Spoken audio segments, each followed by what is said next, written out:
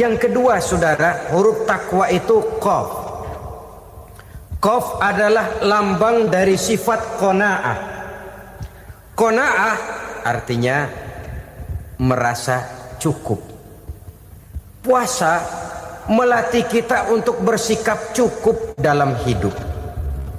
Kalau kita perturutkan menjelang saat berbuka, menunggu waktu berbuka, istilah orang di Jawa Barat ngabuburit katanya, kita menunggu saat berbuka, segalanya saja ingin kita beli, segalanya saja ingin kita minum, semuanya saja ingin kita makan.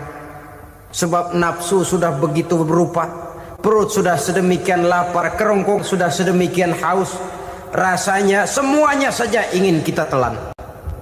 Tapi tahukah kita bahwa setelah maghrib berbunyi, berapa banyak yang kita makan, berapa banyak yang kita minum? Sesuaikah dengan keinginan kita tadi siang? Tadi siang semuanya ingin kita makan, tadi siang semuanya ingin kita minum. Setelah berbuka, berapa banyak yang kita makan, berapa banyak yang kita minum? Itulah kehidupan. Segalanya ingin kita kuasai, segalanya ingin kita punyai, tapi berapa sih yang benar-benar kita perlukan? Maka orang kaya adalah orang yang hidupnya cukup. Orang miskin hakikat yang selalu merasa kurang. Bagaimanapun besar rumah, banyak uang kita, berpuluh kendaraan kita, kalau hidup selalu merasa kurang, itu artinya kita masih miskin. Maka jikalau ingin menjadi orang kaya, kuncinya hakikatnya cuma satu, hati kita merasa cukup dengan yang diberikan Allah, bersyukur atas segala nikmatnya, dan dengan syukur itu, nikmat itu akan ditambah oleh Allah Subhanahu wa ta'ala. Puasa menimbulkan sifat qanaah, dan qanaah adalah watak daripada orang-orang yang bertakwa kepada Allah Subhanahu wa ta'ala. Persis seperti orang minum air laut, makin diminum makin haus, makin diminum makin kering tenggorokan. Begitulah orang berhadapan dengan materi. Tadinya dia akan senang kalau dia merasa punya tanah ratusan hektar. Sudah ratusan hektar, tidak cukup, ngelamun lagi, alangkah nikmatnya kalau bisa beli gunung. Gunung dibeli. Sudah punya gunung, lihat laut. Aduh, kalau laut juga bisa dibeli, beli lagi laut. Sudah punya laut, lihat ke atas, langit ada yang jual apa enggak ya?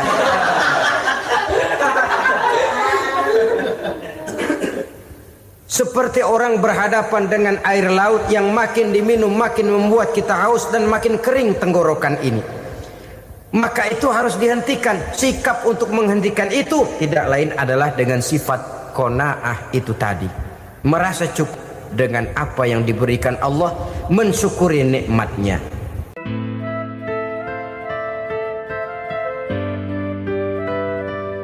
Assalamualaikum warahmatullahi wabarakatuh. Alhamdulillahi rabbil alamin, wa bihi nasta'inu ala umuri dunya waddin. Salatu wassalamu ala ashrafil anbiya wal mursalin, Sayyidina wa maulana Muhammadin wa ala alihi wa sahbihi ajma'in, amma ba'du. Pada pertemuan kali ini secara khusus kita akan membicarakan tentang puasa ini. Kita akan mulai dari yang pertama, puasa sunnah. Sebagaimana yang kita maklum, sunnah adalah satu perbuatan yang apabila kita kerjakan berpahala, tapi apabila kita tinggalkan tidak merupakan dosa. Hanya saja ia merupakan barometer dan ukuran daripada orang-orang yang cinta kepada sunnah itu sendiri. Ada banyak jenis puasa sunnah ini. Yang pertama, puasa sunnah di bulan Muharram. Rasulullah sallallahu alaihi wasallam bersabda, afdalus siyami ba'da Ramadan syahrullahil muharram wa afdalus salati ba'dal faridah salatul lail. Diriwayatkan oleh Muslim dari Abi Hurairah, puasa yang paling utama sesudah puasa Ramadan tidak lain adalah puasa di bulan Muharram, dan solat yang paling afdol sesudah solat yang wajib adalah solat pada sepertiga malam yang akhir. Puasa di bulan Muharram merupakan puasa sunnah dan mempunyai nilai yang sangat besar dalam pandangan Allah Subhanahu wa ta'ala. Buat mereka yang mampu melaksanakan puasa sunnah di bulan Muharram ini, boleh melaksanakannya selama 10 hari. Hari yang pertama boleh juga 3 hari saja, atau setidak-tidaknya 1 hari daripada bulan Muharram. Yang kedua, puasa 10 hari daripada bulan Zulhijjah. Karena bulan Zulhijjah ini memang termasuk bulan yang dimuliakan oleh Allah Subhanahu wa ta'ala. Pertama, di sana ada hari Tarwiyah, ada hari Arafah, ada hari kurban, ada talbiyah, ada pelaksanaan haji dengan segala manasiknya. Maka puasa sunnah di bulan Zulhijjah merupakan amalan yang sangat utama dan besar pahalanya dalam pandangan Allah Azza wa Jalla. Sebagian ulama menjelaskan, man shoma hazihil ayyam akramahullahu bi asri asya'in. Siapa orang yang melaksanakan ibadah puasa sunnah pada hari-hari 10 di bulan Zulhijjah ini, Allah Subhanahu wa ta'ala akan memuliakannya dengan 10 macam perkara. Saudara, ini keuntungannya. Yang pertama, orang yang puasa di hari-hari 10 bulan Zulhijjah diberikan al-barakah fi umrihi, diberikan keberkahan pada umurnya. Setiap kita ingin memperoleh umur yang berkah. Umur yang berkah itu yang bagaimana? Apa yang jumlahnya panjang? Mungkin. Tetapi yang jelas umur yang berkah ini adalah umur yang bisa dipertanggungjawabkan di hadapan Allah Subhanahu wa ta'ala. Artinya umur yang diisi penuh dengan kebajikan, umur yang diisi dengan segala macam kegiatan ibadah, dan umur yang dengan demikian sungguh pun kita sudah mati, jasad terkubur dalam tanah, nama kita akan tetap hidup, dikenal orang oleh karena kebajikan yang kita kerjakan. Saya kira akan lebih merupakan azab ketimbang nikmat kalau orang diberikan umur panjang tapi hanya untuk menumpuk-numpuk dosa saja. Kan lebih baik mana? Umur pendek banyak pahala, umur panjang banyak dosa. Lebih baik mana? Saya yakin yang paling baik tentu umur panjang banyak pahala. Paling sial umur pendek dosa melulu. Sudah diberikan umur pendek tidak seberapa, dosa berlipat ganda. Itu kalau orang kampung bilang tekor namanya. Rugi. Umur pendek hanya untuk menumpuk-numpuk dosa. Boleh jadi kalau umat-umat zaman dulu, saudara, mereka diberikan umur panjang. Nabi Adam, kita tahu Nabi Adam itu 2000 tahun umurnya. Nabi Nuh 950 tahun. Umatnya ya rata-rata segitu itu. Nah, kalau mereka misalnya punya umur 800 tahun, lalu 200 tahun mereka melakukan dosa, kan masih punya restan 600 tahun untuk taubat. Karena umurnya diberikan jatah panjang. Kita ini oleh Allah Subhanahu wa ta'ala, umat Nabi Muhammad ini umurnya pendek-pendek. Kalau nyontoh Nabi 63 tahun saja. Kalau diberikan 70 tahun umur kita sekarang, itu sudah dapat jatah lebih 7 tahun. Alhamdulillah bahwa Allah memberikan saat-saat waktu-waktu, tempat-tempat yang punya nilai istimewa, sehingga umur yang pendek ini bisa bernilai panjang, nilai ibadahnya bisa bernilai pahala seperti umat yang berumur panjang dahulu itu. Karena itu manfaatkan umur dengan baik, dan salah satu keberkahan daripada umur akan datang dengan melaksanakan ibadah puasa sunnah. Ini yang pertama. Yang kedua, az-ziyadatu fi malihi, diberikan tambahan hartanya, menjadi orang kaya. Kaya apa? Kaya hati setidak-tidaknya. Karena dengan tekun dan rajin melaksanakan ibadah puasa, yang segera tertanam dalam jiwa seseorang merasakan cukup di dalam kehidupan. Itulah dia orang yang paling kaya, orang yang hidupnya paling cukup. Kalau orang sudah merasa cukup dalam hidupnya, maka itulah dia orang yang kaya. Saudara-saudara kaum muslimin rahimakumullah, puasa sunnah memberikan tambahan harta, usahanya berkembang, dengan demikian membawa keberkahan, hartanya makin bertambah, akan menunjang ibadahnya kepada Allah, lebih memantapkan dan membawa ketenangan dalam hidupnya. Itu termasuk berkahnya melaksanakan puasa sunnah itu. Yang ketiga, al-hifzu fi iyalihi, diberikan penjagaan, perlindungan terhadap keluarganya, anaknya sehat, sanak famili dan handai tolannya terjaga dan terpelihara dari segala malapetaka, dari segala mara bahaya, kesehatannya terjamin dan terpelihara. Itu sudah merupakan modal yang sangat besar di dalam kita mengarungi kehidupan. Sebab rasanya sulit untuk bahagia, duit kita banyak sekali, usaha kita selalu mendatangkan untung yang berlipat ganda. Tapi sebentar-sebentar anak kita sakit, yang ampek, yang korengan, yang kena musibah, ndak tak karu-karuan sakit, berobat sampai jutaan rupiah. Itu kan sudah tidak membawa kebahagiaan. Uang masuk yang begitu banyak jumlahnya, habis akhirnya untuk berobat saja. Sebenarnya hitung-hitung ya seri-seri juga. Usaha berhasil, duit banyak, habis untuk berobat. Lah sama juga saudara-saudara. Jadi dengan demikian, biar duit kita banyak, asal keluarga pada sehat saja, udah enak bener itu.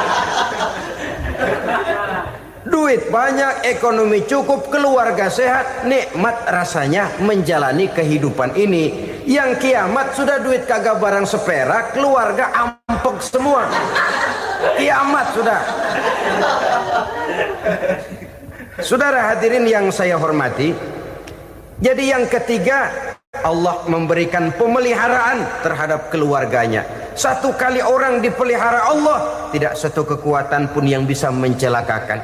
Satu kali orang disengsarakan Allah, tidak satu tenaga pun yang mampu menyelamatkannya. Itulah sebabnya perlindungan Allah, pemeliharaan Allah terhadap diri dan keluarga sangat kita perlukan di dalam kehidupan ini. Dengan melaksanakan ibadah puasa, kita mendekatkan diri kepada Allah. Dengan dekat kepada Allah, maka Allah pun dekat kepada kita. Sehingga dalam hadis qudsi dikatakan, ta'arraf ilallahi firraha ya'rifka fi syiddah. Ingatlah kepada Allah di waktu kamu senang, agar Allah ingat kepada kamu di waktu kamu susah. Yang kita laksanakan kadang-kadang sebaliknya. Waktu susah kita ingat Allah, waktu senang kita lupa Allah. Akhirnya nanti pada waktu kita melarat, kebelangsak, susah dan sebagainya, pertolongan tidak akan datang kepada kita. Benar, ta'arraf ilallah firraha ya'rifka fi syiddah. Ingatlah kepada Allah di waktu kamu susah, ingatlah kepada Allah di waktu kamu senang, agar Allah ingat kepadamu di waktu kamu mendapat kesusahan. Umumnya watak manusia memang kalau sudah dapat susah, ingat kepada Allah. Waktu duduk, waktu berbaring, sambil tidur, dalam segala keadaan Allah disebutnya, Allah dimintakan pertolongannya.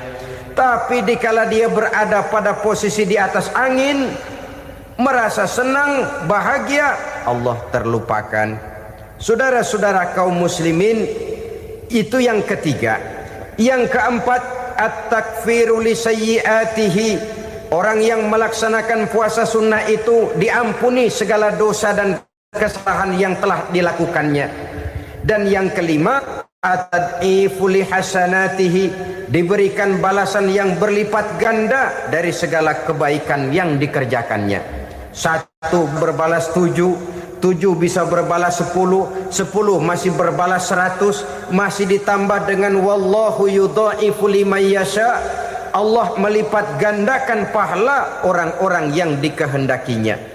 Maka carilah satu kebaikan yang apabila kita kerjakan, dosa akan dihapus dan nilai pahalanya menjadi berlipat ganda. 1 kali kita bekerja, 2-3 bisa kita raih dan kita jangkau. Yang keenam, orang yang melaksanakan puasa sunnah di bulan Zulhijjah, at-tashil li sakarati mautihi, diberikan kemudahan pada saat menghadapi sakaratul maut.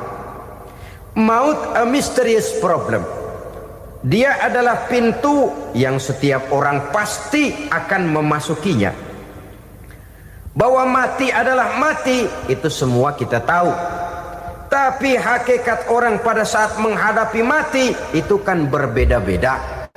Ada yang matinya itu gampang sekali, persis orang tidur saja, tidak nampak gelisah, tidak bikin susah yang hidup, tidak gelimpangan di tempat tidur, persis seperti orang mau tidur saja. Ada yang sulit sekali menghadapi sakaratul maut, gelimpangan di tempat tidur, bikin bingung orang yang nunggu. Kadang-kadang seperti kerbau digorok lehernya. Saudara-saudara, sulit menghadapi sakaratul maut. Oleh karena itu Rasulullah sallallahu alaihi wasallam sering beliau itu kalau berdoa membaca Allahumma hawwin alayya fi sakaratil maut. Ya Allah, mudahkan saya di dalam menghadapi sakaratul maut. Rasulullah saja, saudara, orang yang ibadahnya paling banyak, orang yang hatinya paling bersih, orang yang akhlaknya paling luhur, masih berdoa semacam ini. Mohon dimudahkan oleh Allah agar mudah menghadapi sakaratul maut. Apalagi kita, terus terang kita ini paling-paling kelas muhtalid, bangsa sama pahala mau sama dosa doyan. Lebih perlu lagi menghadapi sakaratul maut, sehingga apabila malaikat maut datang menjemput nyawa kita, dimudahkan, jangan dibikin sulit, supaya mudah. Jadilah orang baik-baik. Biasanya kalau banyak yang mati, malaikat maut juga kali main-mainin dulu tuh orang, kutak-katik, ditakut-takutin dan segala macam. Saudara hadirin yang saya hormati, maka menghadapi sakaratul maut ini merupakan kunci. Apakah seseorang bisa husnul khatimah atau bisa su'ul khatimah? Salah satu jalan untuk memudahkan diri menghadapi sakaratul maut, melaksanakan puasa sunnah di bulan Zulhijjah ini. Yang ketujuh, ad-diya'u li zulumati qabrihi, diberikan terang di alam kuburnya. Kubur, saudara tahu, saudara tentu sering lihat orang dimasukkan ke liang lahat, ditutup dengan papan, dinding ari kata kita di kampung, lalu diuruk lagi dengan tanah. Dalamnya liang lahat, gelapnya liang lahat, gelapnya diuruk dengan tanah, gelapnya di dalam kubur, 3 gelap yang menjadi satu. Bapak moyangnya gelap.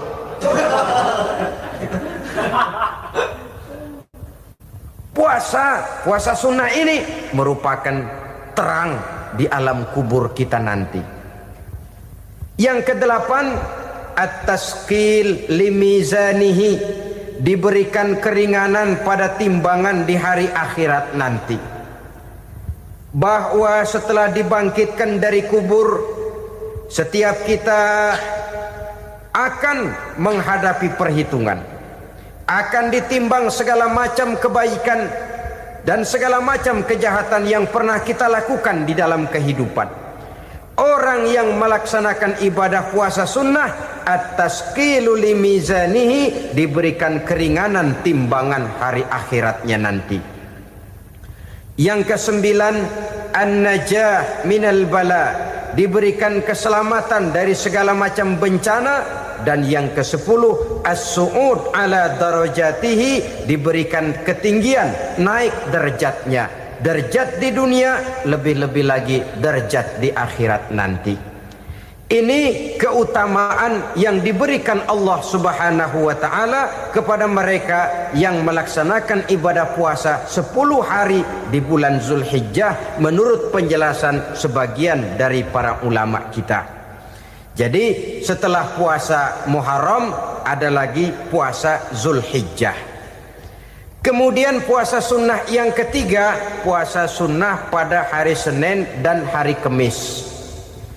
Apa sumber hukumnya? Diriwayatkan oleh Imam Muslim dari Abi Qatadah, Rasulullah Shallallahu Alaihi Wasallam ditanya tentang puasa pada hari Senin. Kenapa Rasul melakukan itu? Beliau menjawab, zalika yaumu wulidtu fihi wa yaumu bu'istu au unzila alayya fihi. Hari Senin itu adalah hari di mana aku dilahirkan dan hari di mana aku dibangkitkan. Wahyu pertama turun kepadaku pun pada hari itu. Maka sunnah melaksanakan puasa pada hari itu. Adapun hari Kamis, ada hadis yang diriwayatkan oleh Imam Turmuzi dari Abi Hurairah, Nabi bersabda, tu'radul a'malu yaumul isnaini wal khamisi fa uhibbu ay yu'radu amali wa ana sha'im.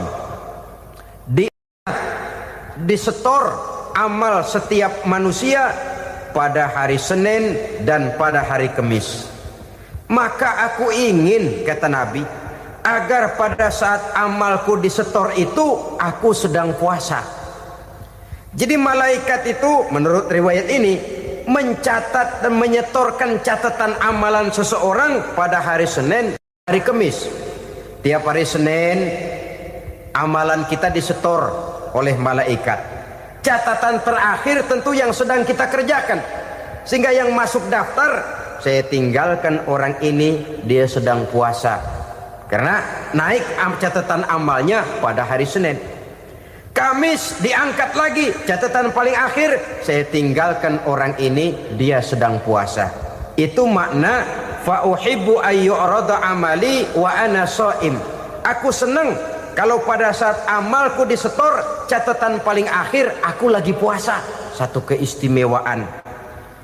Alangkah celaka tiap amalan disetor kita sedang berbuat jahat.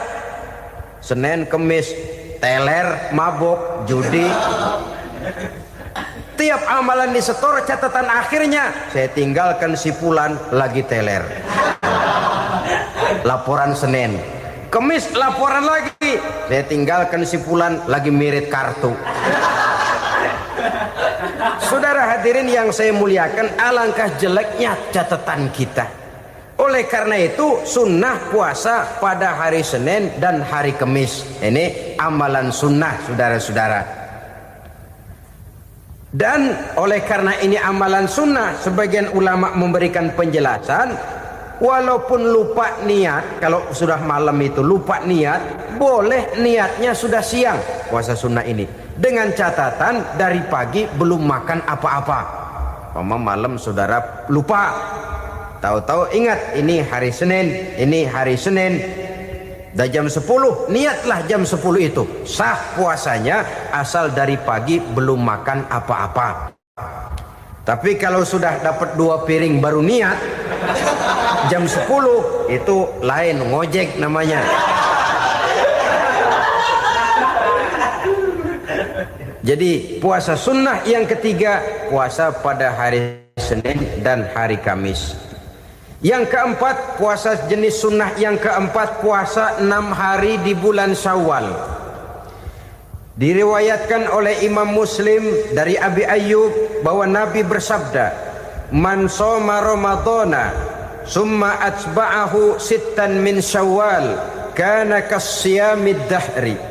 Barang siapa yang berpuasa di bulan Ramadan kemudian diikutinya dengan 6 hari di bulan Syawal, maka dia seolah-olah seperti orang yang berpuasa 1 abad lamanya. Allahu Akbar. Demikian besar keuntungannya. 6 hari di bulan Syawal sama dengan orang yang berpuasa 1 abad lamanya. Ini fadailul a'mal, saudara-saudara. Jangan diartikan karena menang sudah puasa 6 hari bulan Syawal, Ramadan tahun depannya lantas nggak puasa. Kenapa? Ukurannya sudah 1 abad. Bukan itu pengertiannya. Ini mendorong orang memberikan ganjaran pahala yang sedemikian besar. 6 hari setelah Ramadan, artinya di bulan Syawal. Tidak pada hari pertama Syawal karena haram hukumnya berpuasa pada hari fitri itu. 6 hari di bulan Syawal. Tinggal lihat yang mampunya saja. Boleh berurutan, boleh tidak berselang-seling, boleh. Asal saja jumlahnya 6 hari selama masih bulan Syawal itu. Hari ini 3 hari lagi, 4 hari lagi diselang-seling atau berurutan, itu juga lebih baik. Puasa sunnah 6 hari daripada bulan Syawal. Kemudian yang kelima, puasa sunnah 3 hari pada setiap bulan. 3 hari pada setiap bulan. Diriwayatkan oleh Imam Bukhari dan Muslim dari Abi Hurairah. Abi Hurairah bercerita, "Ausani khalili sallallahu alaihi wasallam bisalasin." Kekasih saya Rasulullah berwasiat kepada saya, memesankan benar-benar kepada saya untuk melaksanakan 3 amalan yang terpuji. Pertama, siyamu salasati ayyamin min kulli syahrin. Puasa 3 hari dalam setiap bulan. Ini wasiat yang pertama. 3 hari pada setiap bulan. Tidak peduli bulan apa saja. Dalam artian ya bulan menurut perhitungan Islam ya. Muharram, Safar, Rabiul Awal, Rabiul Tsani, Jumadal Ula, Jumadil Akhir, Rajab, Sya'ban, Ramadan, Syawal, Zulqa'dah, Zulhijjah dan selanjutnya. 3 hari pada setiap bulan. Tanggalnya tanggal berapa saja. Lebih utama pada yang disebut Yaumul Bid, yaitu hari-hari di mana bulan menunjukkan purnama. Tanggal 13, tanggal 14 dan tanggal 15 pada setiap bulannya itu disunahkan melaksanakan puasa. Itu wasiat pertama, puasa 3 hari pada setiap bulan. Wasiat yang kedua, waraqatai duha, melaksanakan sholat duha sekurang-kurangnya 2 rakaat. Itu wasiat yang dipesankan benar kepada saya, kata Abi Hurairah. Pertama, puasa 3 hari pada setiap bulan. Yang kedua, usahakan jangan meninggalkan 2 rakaat minimal daripada sembahyang duha. Kita tahu sembahyang duha itu sembahyang sunnah di waktu pagi seketika matahari naik sepenggalahan. Sekurang-kurangnya 2 rakaat, sebanyak-banyaknya 8 rakaat. Di antara fadilah atau keutamaan daripada sholat duha ini yaitu menyangkut masalah rezeki dan usaha. Kemudian wasiat yang ketiga, wa an utira qabla an anama. Beliau sangat berwasiat kepada saya untuk sholat witir sebelum tidur. Artinya sholat malam sebagai amalan sunnah di dalam kehidupan kita. Jadi saudara-saudara, dalam hidup ini kita akan selalu berbentur dengan keperluan. Kalau pada suatu saat kita sudah sampai kepada tahap berpikir ini keperluan saya, tentu hal-hal semacam ini akan kita kerjakan.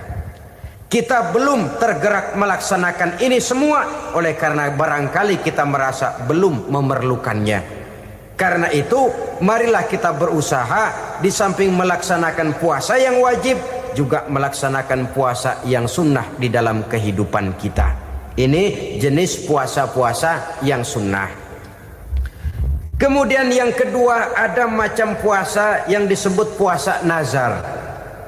Hukum pelaksanaannya wajib apabila nazarnya sudah terwujud.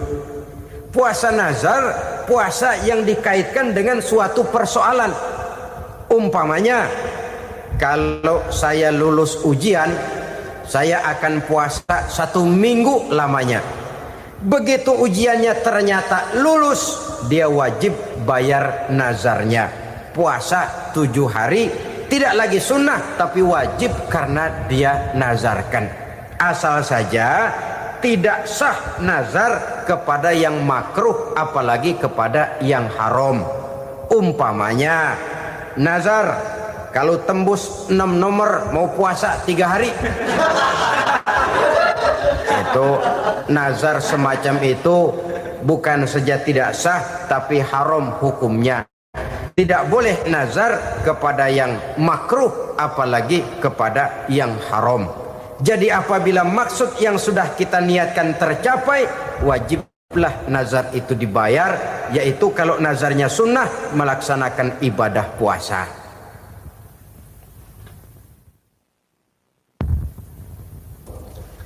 Jenis puasa yang ketiga kita kenal dengan puasa wajib. Dan ini kita laksanakan pada bulan suci Ramadan. Tentang teknis pelaksanaan ibadah puasa di bulan Ramadan sudah pernah saya bicarakan pada pertemuan tentang Ramadan dan Idul Fitri. Pada kesempatan ini saya hanya ingin mengajak bahwa di dalam melaksanakan ibadah puasa Ramadan ini, marilah kita mengadakan evaluasi. Kenapa demikian? Barangkali secara jujur, walaupun agak berat, saya masih harus berkata, masih banyak di antara kita umat Islam yang di dalam melaksanakan suatu ibadah terjebak dalam rutinitas ritual. Apa itu rutinitas ritual? Itu bahasa susah. Berhubung saya tidak ingin bicara yang susah-susah, kita bicara yang mudah-mudah saja. Maksud saya, banyak di antara kita umat Islam yang di dalam melaksanakan suatu ibadah itu hanya dengan prinsip asal sekadar gugur kewajiban saja. Akibatnya, sampai sejauh mana ibadah itu berhasil membentuk kepribadian diri kita, kita jarang mengadakan evaluasi dan penilaian. Solat yang penting gugur kewajiban. Puasa yang penting sudah gugur kewajiban. Haji yang penting sudah gugur kewajiban. Maka jangan heran kalau itu yang jadi prinsip, ibadah lantas tidak punya dampak dalam membentuk kepribadian diri. Banyak orang yang rajin sholat tapi munkarnya jalan terus. Sampai kadang-kadang kita bingung, yang sembahyang dia, yang nyolong dia. Puasanya kelihatannya tekun tapi tidak punya kepekaan sosial. Sama yatim piatu bersifat masa bodoh, sama fakir miskin malah gemes. Tidak lantas tumbuh kepekaan sosial walaupun dia sudah ikut merasakan tidak enaknya lapar dan haus. Ada juga yang sudah haji 4-5 kali mondar-mandir Jakarta Mekah, tapi gaya hidupnya tetap seperti katak di kolong tempurung, picik, sempit pandangan, dangkal hati, tidak terbuka walaupun sudah melihat Islam dalam skala internasional. Yang dia lihat, yang dia saksikan, yang dia pandang tidak sanggup menggugah dan mengubah jiwanya, tidak bisa mewarnai pandangan hidupnya. Inilah akibatnya kalau ibadah hanya dikerjakan dengan prinsip asal sekadar gugur kewajiban. Hasilnya yaitu tadi, hajinya cuma menang topi putih sama serban. Sholatnya, ya sholatnya cuma prinsip asal gugur kewajiban, begitu juga puasanya, begitu juga zakatnya dan ibadah-ibadah lainnya. Bukan tanpa satu maksud. Jikalau Allah Subhanahu wa taala memerintahkan kita melaksanakan ibadah puasa di bulan suci Ramadan, bahkan maksud itu sangat pada penghujung ayat yang memerintahkan kita puasa. Ya ayyuhalladzina amanu kutiba alaikumus syiyam kama kutiba alal ladzina min qablikum la'allakum tattaqun. Orang yang beriman diwajibkan atas kamu berpuasa, telah diwajibkan juga kepada orang-orang yang sebelum kamu, la'allakum tattaqun, agar kamu dengan puasa itu menjadi manusia yang bertakwa kepada Allah Subhanahu wa taala. Dengan kata lain, berhasil atau tidak puasa Ramadan kita ini akan nampak takwa kita meningkat atau tidak setelah kita melaksanakan ibadah puasa. Sehingga kalau orang mengatakan Ramadan itu merupakan month of training, bulan latihan, keluar latihan tentu harus semakin naik dan baik gaya kehidupan kita. Jadi tujuan utama daripada pelaksanaan ibadah puasa adalah untuk membentuk manusia yang bertakwa. Nah, takwa itu kata Imam Qusairi hurufnya ada 4. Ta, qaf, wawu, ya. Masing-masing huruf ini simbol dari pribadi orang yang bertakwa, bina dan dibentuk oleh pelaksanaan puasanya. Mari kita lihat. Huruf ta adalah lambang dari sifat tawadhu, rendah hati. Orang yang bertakwa, orang yang tidak mempunyai sifat sombong. Puasa menanamkan kita kesadaran terhadap kelemahan, terhadap keterbatasan, terhadap segala ketidakmampuan yang kita miliki. Ya Allah, baru sehari nggak kena makan, nggak kena minum, sudah begini lemesnya. Puasa memang, kalau pagi orang masih sehat, masih terdorong oleh sahur, siang masih lumayan, tapi zuhur ke atas biasanya mulai sikap lemah manusiawi, keterbatasan kekuatan biologis itu mulai nampak. Dari sini tanam satu kesadaran, kalau begitu apa yang mau disembuhkan di hadapan Allah? Kaya, siapa sih orang paling kaya? Ilmu, siapa sih orang paling pintar? Pangkat, siapa sih orang paling tinggi jabatannya?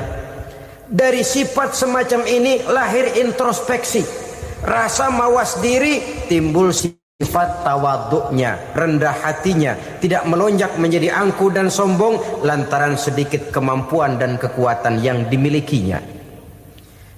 Lalu untuk sikap yang lebih jauh, terwujudlah, terbentuklah apa yang dinamakan stabilitas temperatur batin. Orang tetap konstan menjaga nilai-nilai idealisme yang pernah dimilikinya. Dia mulai dengan adil, dia berjalan tetap dengan keadilan, dan dia berakhir juga tetap dalam keadilan. Jangan mulainya adil, tengahnya setengah adil, di akhirnya malah zolim sama sekali. Ini tidak punya stabilitas temperatur batin. Kan banyak orang begitu toh. Mulanya benar, belakangan mau benar sendiri.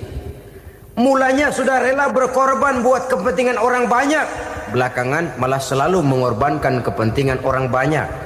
Waktu di bawah rajin baca ayat kursi, dapat kursi lupa ayat. Stabilitas temperatur batin tertipu oleh perasaan seolah-olah situasi dan kondisi sudah serba memungkinkan, sudah serba menguntungkan. Orang yang dibentuk pribadinya oleh pelaksanaan ibadah puasa, dia sadar apapun keberhasilannya, apapun kedudukannya, apapun nilai kekayaannya, itu cuma sebagian kecil sekali dari apa yang ada pada zat Allah Subhanahu wa ta'ala. Hati tidak takabur, sesuai dengan namanya takabur dari kalimat takabbaro ya takabbaru, membesar-besarkan diri, orang yang suka membesar-besarkan diri, orang yang tidak yakin bahwa dirinya orang besar, lalu dibesar-besarkan dirinya. Sebenarnya itu sudah satu sikap di mana dia tidak percaya kepada diri sendiri. Dirinya sebenarnya bukan apa-apa, cuma ingin dianggap besar, lalu dibesar-besarkan. Takabur namanya. Puasa sekali lagi melatih kita menanamkan kesadaran akan kelemahan dan keterbatasan kita sebagai makhluk. Itu sikap tawadu. Fir'aun, saudara tahu Fir'aun, lama-lama dia jadi raja, lupa diri dan lupa daratan, melonjak menjadi angkuh dan sombong sampai kepada puncak kekurang ajarannya, memproklamirkan dirinya menjadi Tuhan. Hitler juga begitu. Pendeknya orang manakala tidak ada kesadaran tentang dari mana segalanya berasal dan kemana segalanya akan kembali, dia mudah out of control. Kalau sudah out kontrol, maka dia akan melakukan perbuatan yang melampaui batas. Itu yang pertama. Jadi orang takwa, orang yang rendah hati, salah satu tujuan daripada pelaksanaan ibadah puasa menanamkan sikap rendah hati. Dari sikap rendah hati ini yang timbul lalu apa? Kepekaan sosial. Kalau saya puasa, saya sudah merasakan bagaimana tidak enaknya lapar. Saya sudah merasakan bagaimana tidak enaknya haus. Tapi bagaimanapun saya lapar cuma sebentar, saya haus cuma sebentar. Selesai maghrib lapar saya hilang, haus saya hilang. Bagaimana yatim piatu, orang-orang tua jompo yang perlu santunan, orang-orang miskin yang terkapar di kolong-kolong jembatan, yang tiap hari merasakan perasaan seperti ini tanpa tahu kapan hidup dan nasibnya akan berubah. Tidur beratapkan langit, berselimut koran. Kalau demikian saya ini beruntung. Kalau demikian apa yang bisa saya lakukan untuk mereka? Kepekaan sosial ini lalu timbul dalam apa yang orang sekarang namakan solidaritas kesetiakawanan sosial. Hidup tidak hanya untuk kepentingan diri dan perutnya sendiri saja, tapi mau menolong, mau membantu orang yang memang memerlukan bantuan dan pertolongan itu sendiri. Jangan setelah tahu lapar tidak enak, haus tidak enak, tapi kita tidak mau tenggang rasa, tidak mau timbang rasa. Begini loh tidak enaknya lapar, begini loh tidak enaknya haus. Ini terjadi pada diri saya. Saya masih mampu, masih berbuka puasa. Bagaimana yang tiap hari merasakan seperti ini? Tidak Ramadan, tidak Syawal, tidak Zulqa'dah, tidak Zulhijjah, selalu kelaparan dan kehausan. Dari sana timbul kepekaan sosial. Lalu lahirlah sikap pemurah, dermawan, mau menoleh ke kiri dan ke kanan. Bahkan Al-Quran itu sampai mengancam betul. Ara'aital ladzi yukadzibu bid-din fadzalikal ladzi yad'ul yatim wa la mendustakan agama. Islam mendustakan Islam. Salat dia tapi mendustakan salat. Puasa dia tapi mendustakan puasa. Siapa mereka itu? Fadzalikal ladzi yad'ul yatim. Merekalah orang-orang yang meninggalkan anak-anak yatim. Wa la yahuddu ala ta'amil miskin, dan tidak pernah memberi pertolongan, tidak memerintahkan memberi makan kepada fakir miskin, walaupun dia berada pada posisi dan kondisi yang memang dia mampu. Nah, kalau dia tidak mampu itu lain soal. Dia mampu, dia tahu dan dia diam saja. Itu termasuk yukadzibu biddin. Orang-orang yang mendustakan agama. Berlindung kita kepada Allah, jangan sampai termasuk ke dalam kelompok itu. Yang kedua saudara, huruf takwa itu qaf. Qaf adalah lambang dari sifat qanaah. Qanaah artinya merasa cukup. Puasa melatih kita untuk bersikap cukup dalam hidup. Kalau kita perturutkan menjelang saat berbuka, menunggu waktu berbuka, istilah orang di Jawa Barat ngabuburit katanya. Kita menunggu saat berbuka, segalanya saja ingin kita beli. Segalanya saja ingin kita minum, semuanya saja ingin kita makan. Sebab nafsu sudah begitu berupa, perut sudah sedemikian lapar, kerongkong sudah sedemikian haus, rasanya semuanya saja ingin kita telan. Tapi tahukah kita bahwa setelah maghrib berbunyi, berapa banyak yang kita makan, berapa banyak yang kita minum? Sesuaikah dengan keinginan kita tadi siang? Tadi siang semuanya ingin kita makan, tadi siang semuanya ingin kita minum. Setelah berbuka, berapa banyak yang kita makan, berapa banyak yang kita minum? Itulah kehidupan. Segalanya ingin kita kuasai, segalanya ingin kita punyai, tapi berapa sih yang benar-benar kita perlukan? Maka orang kaya adalah orang yang hidupnya cukup. Orang miskin hakikat yang selalu merasa kurang. Bagaimanapun besar rumah, banyak uang kita, berpuluh kendaraan kita, kalau hidup selalu merasa kurang, itu artinya kita masih miskin. Maka jikalau ingin menjadi orang kaya, kuncinya hakikatnya cuma satu, hati kita merasa cukup dengan yang diberikan Allah, bersyukur atas segala nikmatnya, dan dengan syukur itu, nikmat itu akan ditambah oleh Allah Subhanahu wa ta'ala. Puasa menimbulkan sifat qanaah, dan qanaah adalah watak daripada orang-orang yang bertakwa kepada Allah Subhanahu wa ta'ala. Persis seperti orang minum air laut, makin diminum makin haus, makin diminum makin kering tenggorokan. Begitulah orang berhadapan dengan materi. Tadinya dia akan senang kalau dia merasa punya tanah ratusan hektar. Sudah ratusan hektar tidak cukup, ngelamun lagi, alangkah nikmatnya kalau bisa beli gunung. Gunung dibeli. Sudah punya gunung, lihat laut. Aduh, kalau laut juga bisa dibeli, beli lagi laut. Sudah punya laut, lihat ke atas, langit ada yang jual apa enggak ya?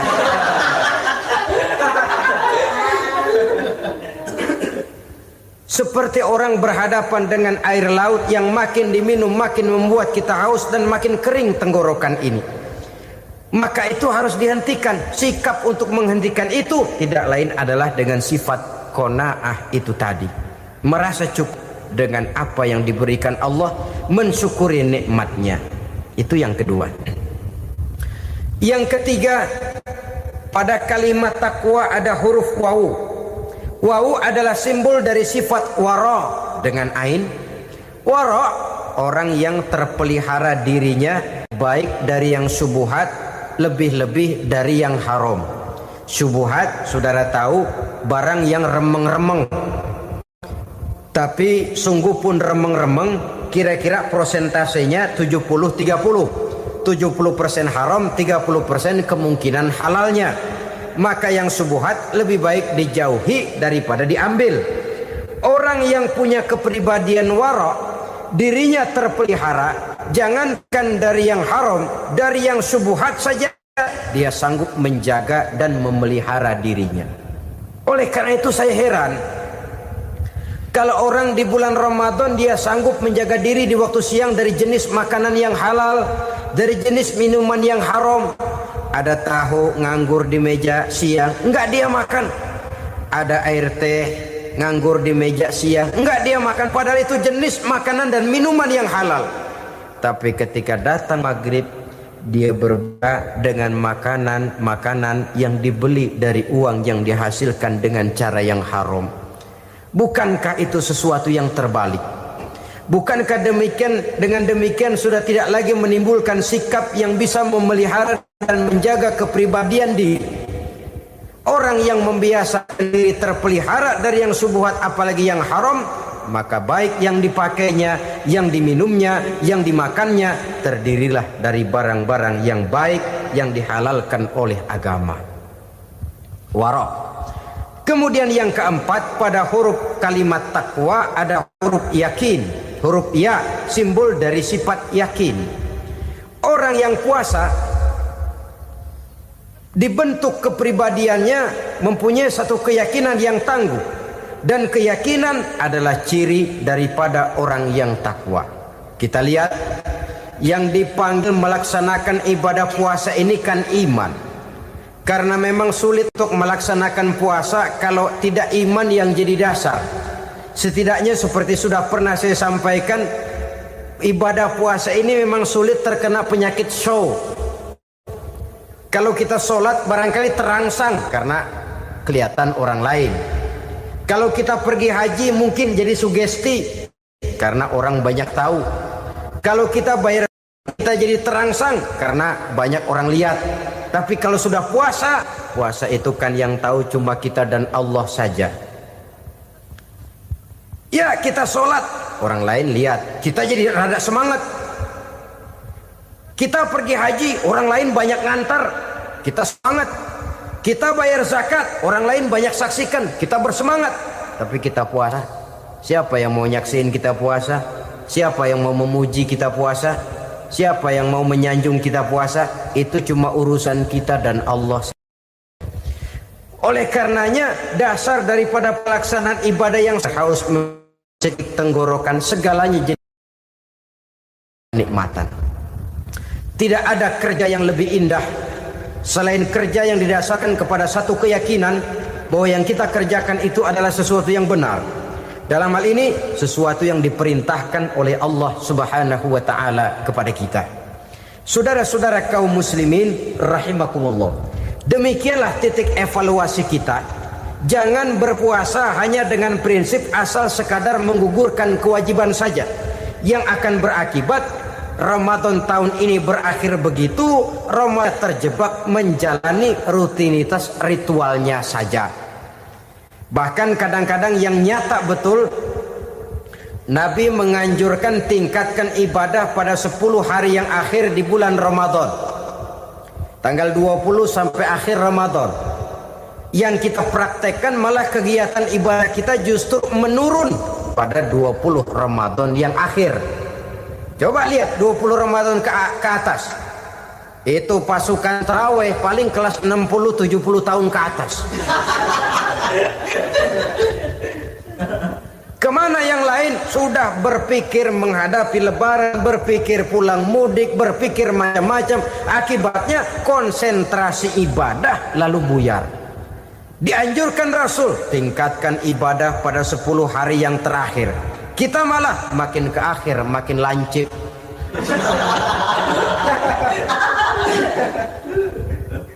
Saudara-saudara kaum muslimin rahimakumullah, kita terjebak oleh sesuatu yang sementara, oleh sesuatu yang bersifat kulit, lalu meninggalkan isinya. Padahal jikalau kita tidak mengisi Ramadan dengan kegiatan ibadah, berarti kita tidak keluar dari Ramadan dengan jiwa yang baru, yang sudah ditempa oleh pengalaman ibadah di bulan Ramadan. Artinya kita tidak kembali kepada fitrah, kesucian seperti saat kita dilahirkan. Lalu kalau kita tidak kembali kepada fitrah, apa yang mau kita rayakan pada Idul Fitri itu? Di mana letak kegembiraan kita? Di mana letak kebahagiaan hati? Kembalikah kita kepada fitrah? Tidak. Benarkah puasa yang kita kerjakan? Kelihatannya juga tidak. Adakah dampak dari pelaksanaan ibadah dalam pribadi kita? Tidak. Kadang-kadang Ramadan selesai malah teriak merdeka.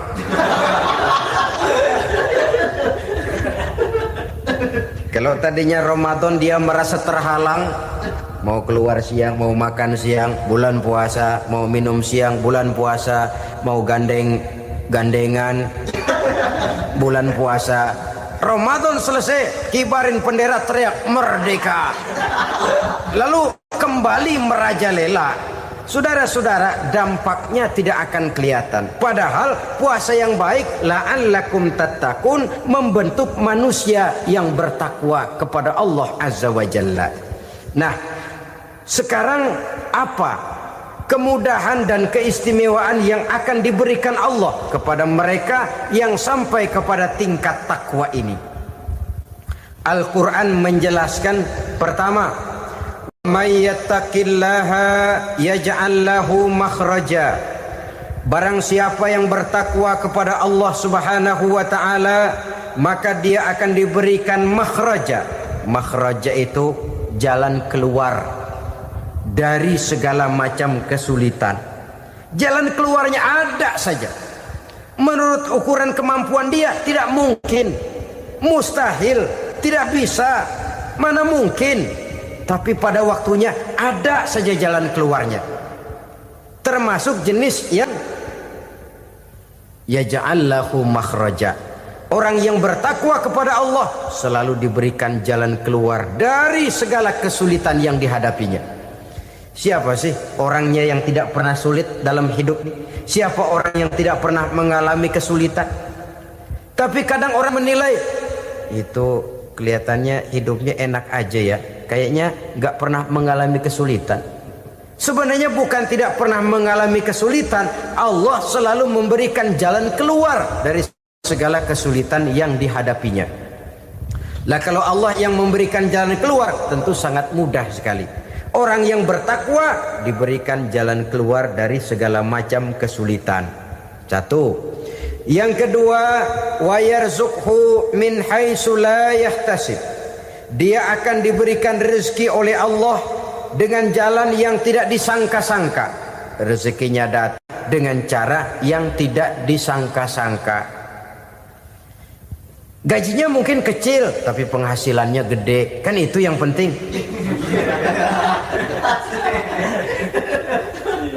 Gaji dan penghasilan kan lain tuh. Boleh jadi gaji kecil, asal penghasilan gede, kan nikmat hidup itu. Nah, penghasilan ini ada yang bisa kita perkirakan. Bisa kita perkirakan. Misalnya gaji itu tadi. Kalau saya kerja, gaji saya begini. Ada rezeki yang masuk min haitsu la yahtasib. Tidak kita sangka-sangka, tidak kita duga-duga, tahu-tahu ada saja rezeki. Datang orang bawa persoalan yang mendatangkan hasil. Sebab rezeki, jodoh, maut memang seperti bayangan. Kita uber-uber dia lari, kita diem dia diem. Kan gemesin itu. Bayang-bayang itu begitu. Kita kejar, dia lari. Rezeki juga begitu. Kita diam, dia diam. Setengah mati yang namanya rezeki kita cari, kita uber, ngobek sampai ratusan bohong kita kerjain. Tapi memang belum waktunya, ya sulit untuk tembus. Tapi kadang-kadang giliran kita nongkrong di rumah, datang orang bawain rezeki. Itulah yang namanya rezeki. Tapi ini untuk orang yang bertakwa. Kalau tidak punya kredibilitas takwa, jangan lalu pakai ayat ini. Diberikan Allah dengan rezeki dengan jalan yang tidak disangka. Kan ada ayatnya dah. Kita mah manteng aja di rumah dah. Ntar juga tuh rezeki datang. Ini fasilitas yang diberikan kepada orang yang wa may yattaqillah, bertakwa kepada Allah, yarzuqhu min haitsu la yahtasib, diberikan rezeki dengan cara yang tidak disangka-sangkanya. Maka kadar ketakwaan jangan membuat kita buruk sangka. Tuh orang ya nggak kemana-mana, duitnya ada aja. Kalau dia takwa, Allah berikan jalan keluar. Yang lantas ngelihat kiai orangnya ahli ibadah, ilmunya tinggi, akhlaknya luar biasa, takwanya tinggi, rezekinya lancar, lalu husnuzon nih kiai nggak kemana-mana, duitnya banyak, miara tuyul kali ini. Itu termasuk jaminan Allah yang masuk kategori min haitsu la yahtasib. Yang ketiga, yaj'al lahu min amrihi yusra, dimudahkan segala urusannya. Dimudahkan segala urusannya. Kemudian yang keempat, yukaffir anhu sayyiatihi wa yu'azzim lahu ajra, diampuni segala kesalahannya dan dibesarkan pahala kebaikan yang dikerjakannya. Maka mudah-mudahan puasa yang kita kerjakan mengantarkan kita kepada ketakwaan kepada Allah, dan takwa membuka janji Allah kepada kita di dalam kehidupan ini. Inilah saja yang kita bicarakan pada pertemuan ini. Mudah-mudahan ada manfaatnya. Terima kasih atas segala perhatian. Mohon maaf atas segala kekurangan. Usikum wa nafsi bitaqwallah. Wassalamualaikum warahmatullahi wabarakatuh. Waalaikumsalam warahmatullahi wabarakatuh. Yang kedua, saudara, huruf takwa itu qaf. Qaf adalah lambang dari sifat qanaah. Qanaah artinya merasa cukup. Puasa melatih kita untuk bersikap cukup dalam hidup. Kalau kita perturutkan menjelang saat berbuka, menunggu waktu berbuka, istilah orang di Jawa Barat ngabuburit katanya, kita menunggu saat berbuka, segalanya saja ingin kita beli, segalanya saja ingin kita minum, semuanya saja ingin kita makan. Sebab nafsu sudah begitu berupa, perut sudah sedemikian lapar, kerongkong sudah sedemikian haus, rasanya semuanya saja ingin kita telan. Tapi tahukah kita bahwa setelah maghrib berbunyi, berapa banyak yang kita makan, berapa banyak yang kita minum? Sesuaikah dengan keinginan kita tadi siang? Tadi siang semuanya ingin kita makan, tadi siang semuanya ingin kita minum. Setelah berbuka, berapa banyak yang kita makan, berapa banyak yang kita minum? Itulah kehidupan. Segalanya ingin kita kuasai, segalanya ingin kita punyai, tapi berapa sih yang benar-benar kita perlukan? Maka orang kaya adalah orang yang hidupnya cukup. Orang miskin hakikat yang selalu merasa kurang. Bagaimanapun besar rumah, banyak uang kita, berpuluh kendaraan kita, kalau hidup selalu merasa kurang, itu artinya kita masih miskin. Maka jikalau ingin menjadi orang kaya, kuncinya hakikatnya cuma satu, hati kita merasa cukup dengan yang diberikan Allah, bersyukur atas segala nikmatnya, dan dengan syukur itu, nikmat itu akan ditambah oleh Allah Subhanahu wa ta'ala. Puasa menimbulkan sifat qanaah, dan qanaah adalah watak daripada orang-orang yang bertakwa kepada Allah Subhanahu wa ta'ala. Persis seperti orang minum air laut, makin diminum makin haus, makin diminum makin kering tenggorokan. Begitulah orang berhadapan dengan materi. Tadinya dia akan senang kalau dia merasa punya tanah ratusan hektar. Sudah ratusan hektar, tidak cukup ngelamun lagi, alangkah nikmatnya kalau bisa beli gunung. Gunung dibeli. Sudah punya gunung, lihat laut. Aduh, kalau laut juga bisa dibeli, beli lagi laut.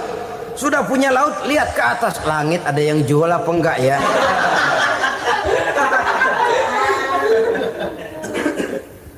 Seperti orang berhadapan dengan air laut yang makin diminum makin membuat kita haus dan makin kering tenggorokan ini. Maka itu harus dihentikan. Sikap untuk menghentikan itu tidak lain adalah dengan sifat qanaah itu tadi. Merasa cukup dengan apa yang diberikan Allah, mensyukuri nikmatnya.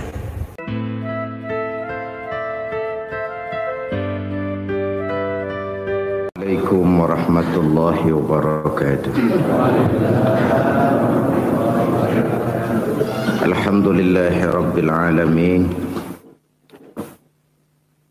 wa bihi nasta'inu ala umuri dunya waddin.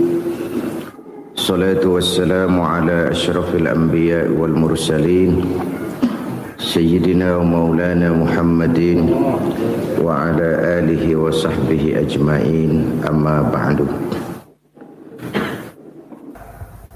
Pada pertemuan kali ini secara khusus kita akan membicarakan tentang puasa ini. Kita akan mulai dari yang pertama, puasa sunnah. Sebagaimana yang kita maklum, sunnah adalah satu perbuatan yang apabila kita kerjakan berpahala, tapi apabila kita tinggalkan tidak merupakan dosa. Hanya saja ia merupakan barometer dan ukuran daripada orang-orang yang cinta kepada sunnah itu sendiri. Ada banyak jenis puasa-puasa sunnah ini. Yang pertama, puasa sunnah di bulan Muharram. Rasulullah sallallahu alaihi wasallam bersabda, "Afdhalus siyami ba'da Ramadan Syahrullahil Muharram, wa afdalus salati ba'dal faridah salatul lail." Diriwayatkan oleh Muslim dari Abi Hurairah. puasa yang paling utama sesudah puasa Ramadan tidak lain adalah puasa di bulan Muharram, dan solat yang paling afdol sesudah solat yang wajib adalah solat pada sepertiga malam yang akhir. Puasa di bulan Muharram merupakan puasa sunnah dan mempunyai nilai yang sangat besar dalam pandangan Allah Subhanahu wa ta'ala. Buat mereka yang mampu melaksanakan puasa sunnah di bulan Muharram ini, boleh melaksanakannya selama 10 hari. Hari yang pertama boleh juga 3 hari saja, atau setidak-tidaknya 1 hari daripada bulan Muharram. Yang kedua, puasa 10 hari daripada bulan Zulhijjah. Karena bulan Zulhijjah ini memang termasuk bulan yang dimuliakan oleh Allah Subhanahu wa ta'ala. Pertama, di sana ada hari Tarwiyah, ada hari Arafah, ada hari kurban, ada talbiyah, ada pelaksanaan haji dengan segala manasiknya. Maka puasa sunnah di bulan Zulhijjah merupakan amalan yang sangat utama dan besar pahalanya dalam pandangan Allah Azza wa Jalla. Sebagian ulama menjelaskan, man shoma hazihil ayyam akramahullahu bi asyri asya'in.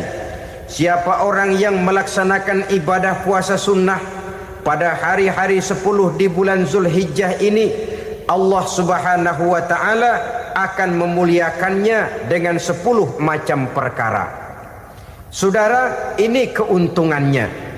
Yang pertama, orang yang puasa di hari-hari 10 bulan Zulhijjah diberikan al-barakah fi umrihi, diberikan keberkahan pada umurnya. Setiap kita ingin memperoleh umur yang berkah. Umur yang berkah itu yang bagaimana?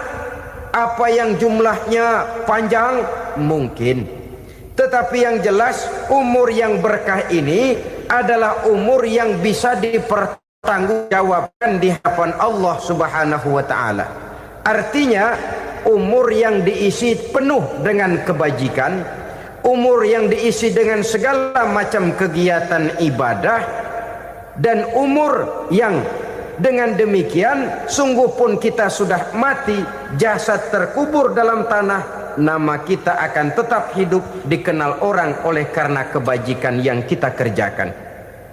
Saya kira akan lebih merupakan azab ketimbang nikmat kalau orang diberikan umur panjang tapi hanya untuk menumpuk-numpuk dosa saja.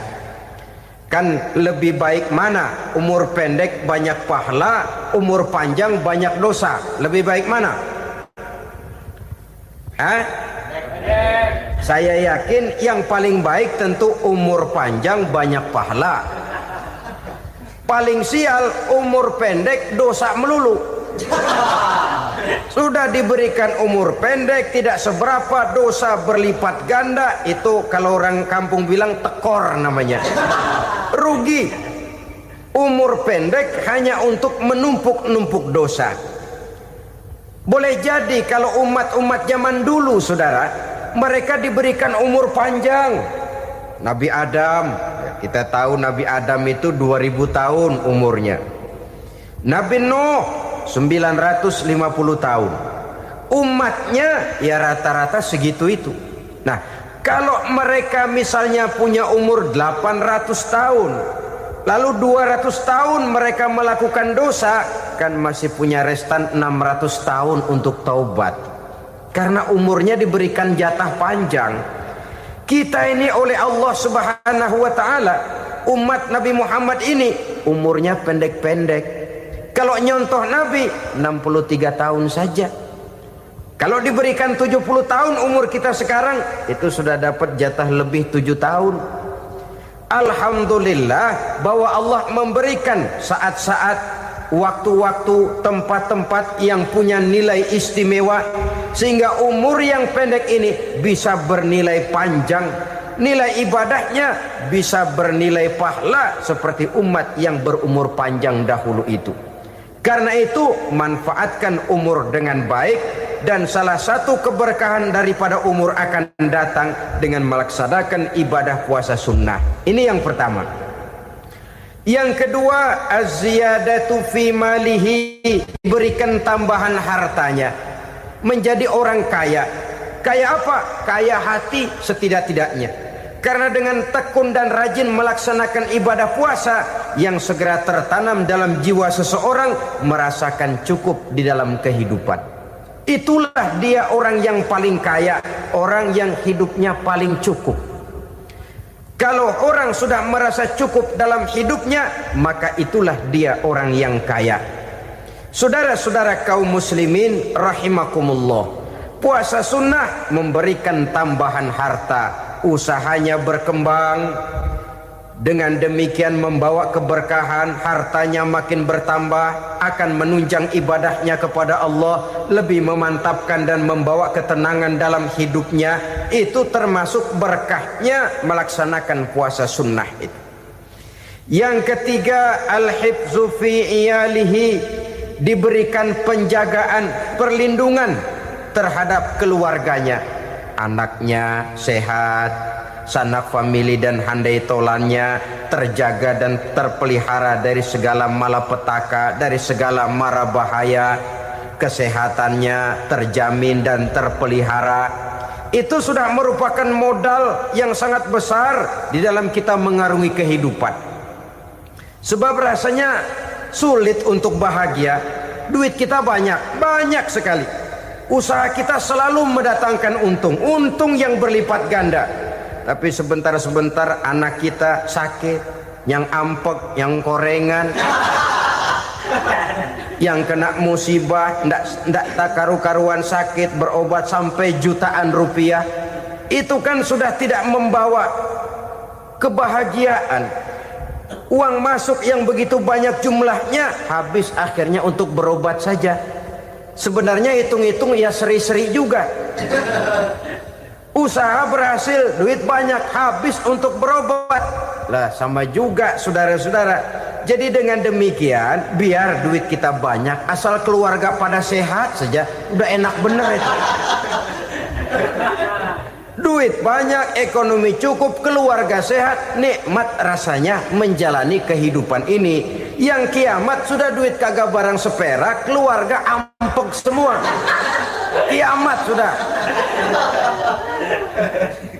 Saudara hadirin yang saya hormati, jadi yang ketiga, Allah memberikan pemeliharaan terhadap keluarganya. Satu kali orang dipelihara Allah, tidak satu kekuatan pun yang bisa mencelakakan. Satu kali orang disengsarakan Allah, tidak satu tenaga pun yang mampu menyelamatkannya. Itulah sebabnya perlindungan Allah, pemeliharaan Allah terhadap diri dan keluarga sangat kita perlukan di dalam kehidupan ini. Dengan melaksanakan ibadah puasa, kita mendekatkan diri kepada Allah. Dengan dekat kepada Allah, maka Allah pun dekat kepada kita. Sehingga dalam hadis qudsi dikatakan, ta'arraf ilallahi firraha ya'rifka fi syiddah. Ingatlah kepada Allah di waktu kamu senang, agar Allah ingat kepada kamu di waktu kamu susah. Yang kita laksanakan kadang-kadang sebaliknya. Waktu susah kita ingat Allah, waktu senang kita lupa Allah. Akhirnya nanti pada waktu kita melarat, kebelangsak, susah dan sebagainya, pertolongan tidak akan datang kepada kita. Benar, ta'arraf ilallah firraha ya'rifka fi syiddah. Ingatlah kepada Allah di waktu kamu susah, ingatlah kepada Allah di waktu kamu senang, agar Allah ingat kepadamu di waktu kamu mendapat kesusahan. Umumnya watak manusia memang kalau sudah dapat susah, ingat kepada Allah. Waktu duduk, waktu berbaring, sambil tidur, dalam segala keadaan Allah disebutnya, Allah dimintakan pertolongannya. Tapi dikala dia berada pada posisi di atas angin, merasa senang, bahagia, Allah terlupakan. Saudara-saudara kaum muslimin, itu yang ketiga. Yang keempat, at-takfiru li sayyiatihi, orang yang melaksanakan puasa sunnah itu diampuni segala dosa dan kesalahan yang telah dilakukannya. Dan yang kelima, atad'ifu li hasanatihi, diberikan balasan yang berlipat ganda dari segala kebaikan yang dikerjakannya. 1 berbalas 7, 7 bisa berbalas 10, 10 masih berbalas 100, masih ditambah dengan wallahu yudha'ifu liman yasha. Allah melipat gandakan pahala orang-orang yang dikehendakinya. Maka carilah satu kebaikan yang apabila kita kerjakan, dosa akan dihapus dan nilai pahalanya menjadi berlipat ganda. 1 kali kita bekerja, 2-3 pulau bisa kita raih dan kita jangkau. Yang keenam, orang yang melaksanakan puasa sunnah di bulan Zulhijjah, at-tashil li sakarati mautihi, diberikan kemudahan pada saat menghadapi sakaratul maut. Maut a mysterious problem. Dia adalah pintu yang setiap orang pasti akan memasukinya. Bahwa mati adalah mati, itu semua kita tahu. Tapi hakikat orang pada saat menghadapi mati itu kan berbeda-beda. Ada yang matinya itu gampang sekali, persis orang tidur saja, tidak nampak gelisah, tidak bikin susah yang hidup, tidak gelimpangan di tempat tidur, persis seperti orang mau tidur saja. Ada yang sulit sekali menghadapi sakaratul maut, gelimpangan di tempat tidur, bikin bingung orang yang nunggu. Kadang-kadang seperti kerbau digorok lehernya. Saudara-saudara, sulit menghadapi sakaratul maut. Oleh karena itu Rasulullah sallallahu alaihi wasallam sering beliau itu kalau berdoa membaca Allahumma hawin alayya fi sakaratil maut. Ya Allah, mudahkan saya di dalam menghadapi sakaratul maut. Rasulullah saja, saudara, orang yang ibadahnya paling banyak, orang yang hatinya paling bersih, orang yang akhlaknya paling luhur, masih berdoa semacam ini. Mohon dimudahkan oleh Allah agar mudah menghadapi sakaratul maut. Apalagi kita, terus terang kita ini paling-paling kelas muhtalid, bangsa sama pahala mau sama dosa doyan. Lebih perlu lagi menghadapi sakaratul maut, sehingga apabila malaikat maut datang menjemput nyawa kita, dimudahkan, jangan dibikin sulit, supaya mudah. Jadilah orang baik-baik. Biasanya kalau banyak yang mati, malaikat maut juga kali main-mainin dulu tuh orang, kutak-katik, ditakut-takutin dan segala macam. Saudara hadirin yang saya hormati, maka menghadapi sakaratul maut ini merupakan kunci. Apakah seseorang bisa husnul khatimah atau bisa su'ul khatimah? Salah satu jalan untuk memudahkan diri menghadapi sakaratul maut, melaksanakan puasa sunnah di bulan Zulhijjah ini. Yang ketujuh, ad-diya'u li zulumati qabrihi, diberikan terang di alam kuburnya. Kubur, saudara tahu, saudara tentu sering lihat orang dimasukkan ke liang lahat, ditutup dengan papan, dinding ari kata kita di kampung, lalu diuruk lagi dengan tanah. Dalamnya liang lahat, gelapnya liang lahat, gelapnya diuruk dengan tanah, gelapnya di dalam kubur, 3 gelap yang menjadi satu. Bapak moyangnya gelap.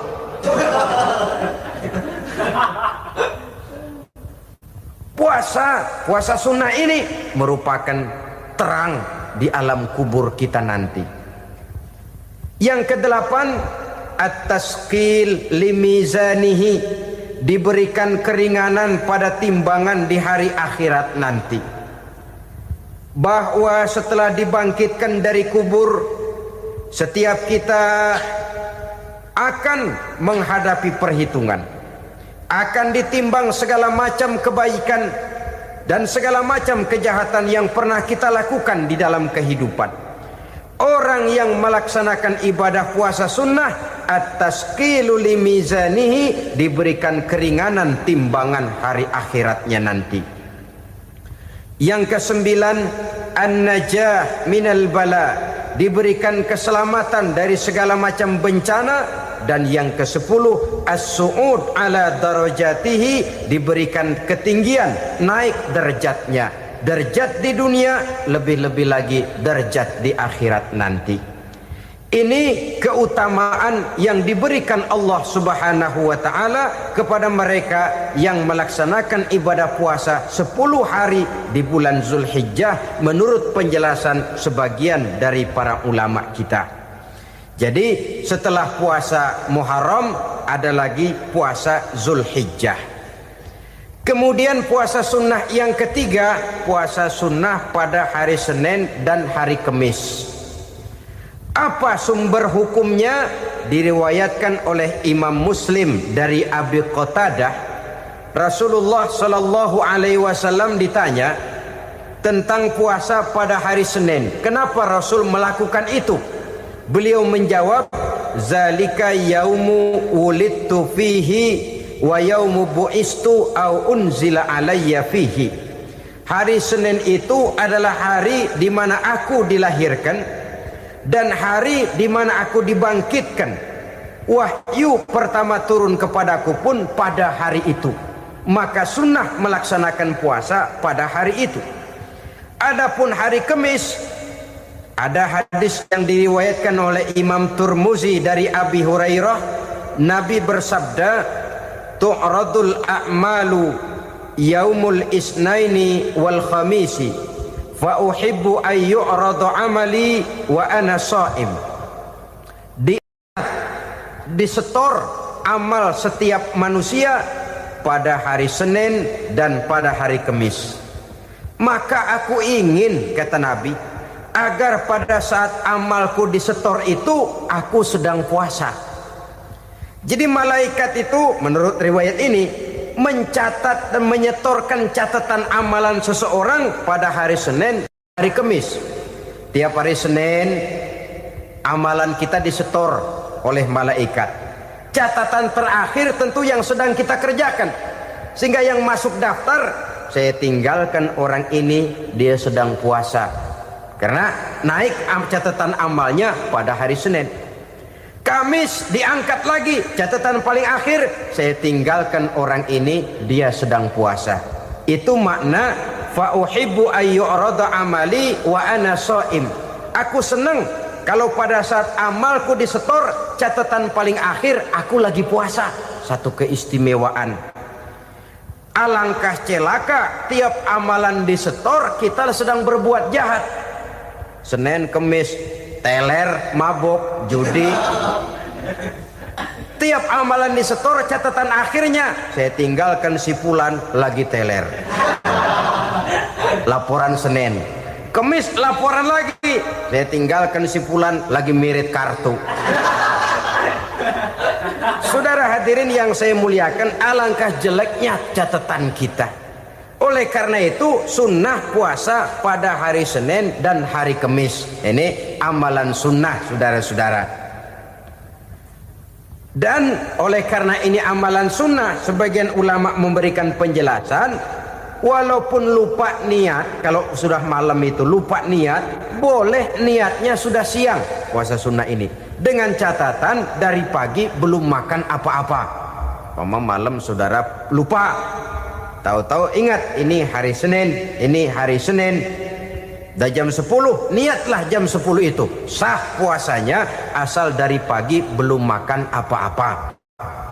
Tapi kalau sudah dapat 2 piring baru niat, jam 10 itu lain, ngojek namanya.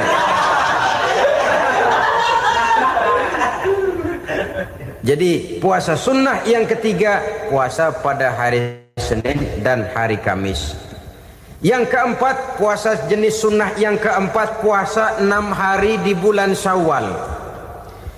Diriwayatkan oleh Imam Muslim dari Abi Ayyub bahwa Nabi bersabda, man shoma ramadhana summa atba'ahu sittan min Syawal kana kasyamid dahri.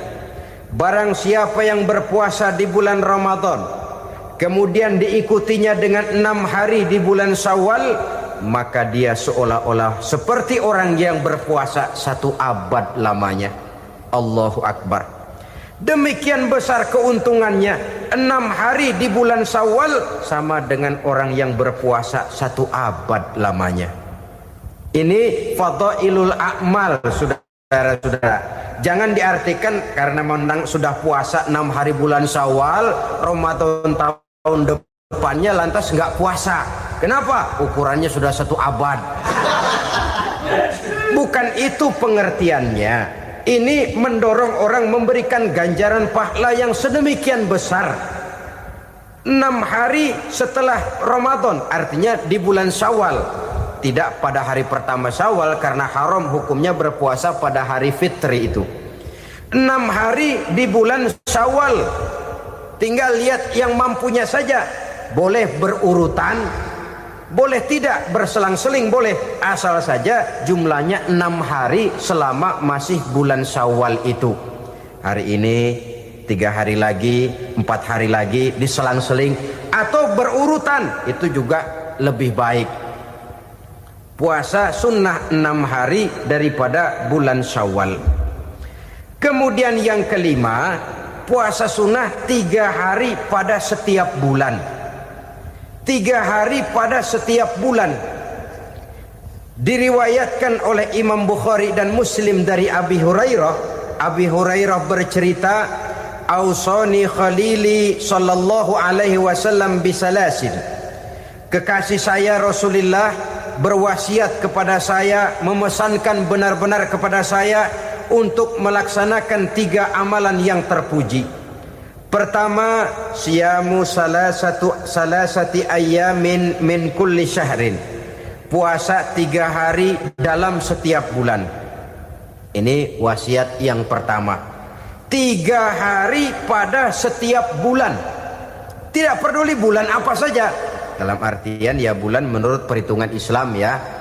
Muharram, Safar, Rabiul Awal, Rabiul Tsani, Jumadal Ula, Jumadil Akhir, Rajab, Sya'ban, Ramadan, Syawal, Zulqa'dah, Zulhijjah dan selanjutnya.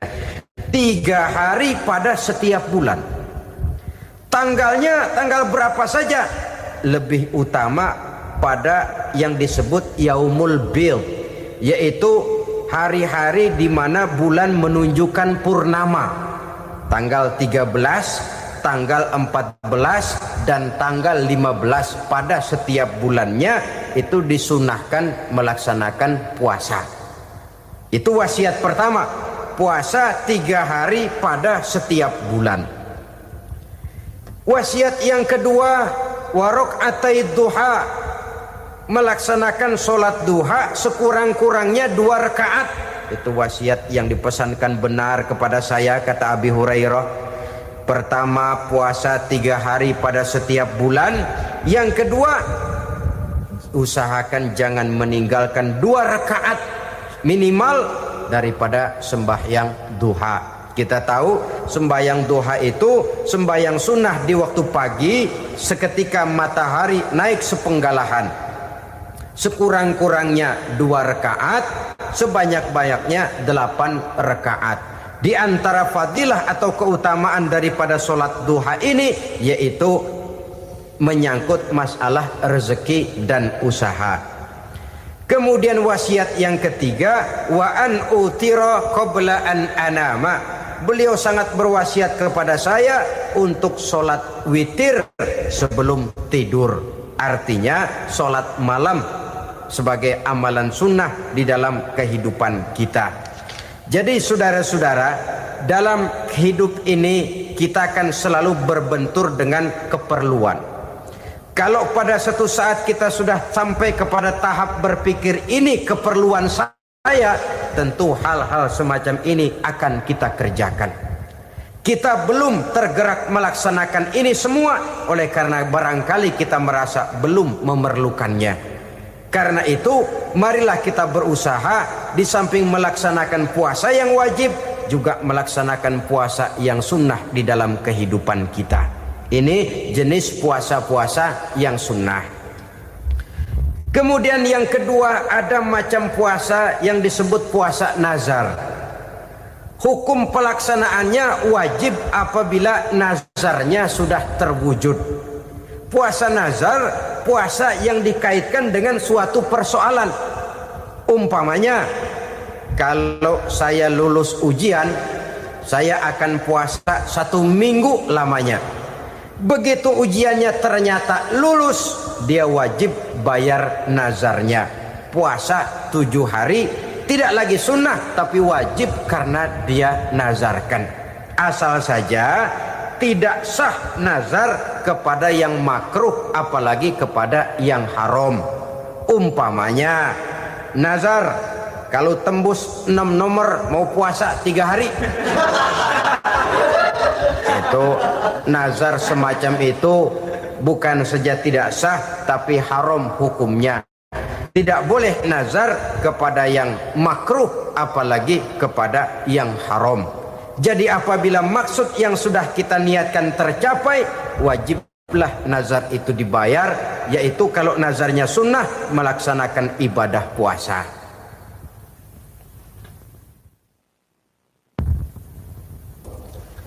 Jenis puasa yang ketiga kita kenal dengan puasa wajib. Dan ini kita laksanakan pada bulan suci Ramadan.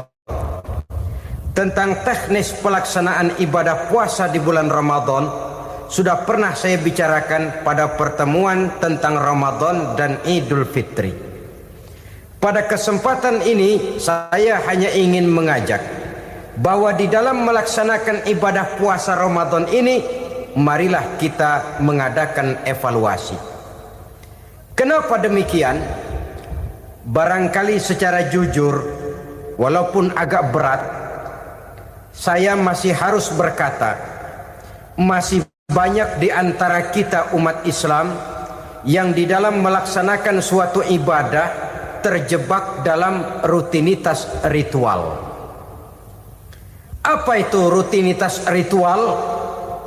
Itu bahasa susah. Berhubung saya tidak ingin bicara yang susah-susah, kita bicara yang mudah-mudah saja. Maksud saya, banyak di antara kita umat Islam yang di dalam melaksanakan suatu ibadah itu hanya dengan prinsip asal sekadar gugur kewajiban saja. Akibatnya, sampai sejauh mana ibadah itu berhasil membentuk kepribadian diri kita jarang mengadakan evaluasi dan penilaian. Salat yang penting gugur kewajiban. Puasa yang penting sudah gugur kewajiban. Haji yang penting sudah gugur kewajiban. Maka jangan heran kalau itu yang jadi prinsip, ibadah lantas tidak punya dampak dalam membentuk kepribadian diri. Banyak orang yang rajin sholat tapi munkarnya jalan terus. Sampai kadang-kadang kita bingung, yang sembahyang dia yang nyolong dia.